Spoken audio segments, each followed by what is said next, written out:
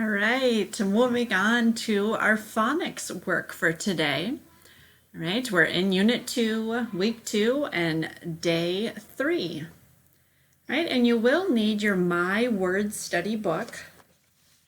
Okay, so if you need to grab it, go ahead and grab it. And our focus article is on page 15. It's called E.B. White. It's the name of a famous author. I'm curious to know how many of you recognize that name. Okay, but today you're going to do this short reading, and we're going to use the space right under the article to answer these questions. Okay, who is E.B. White? Why is he remembered today? What made White's books so loved?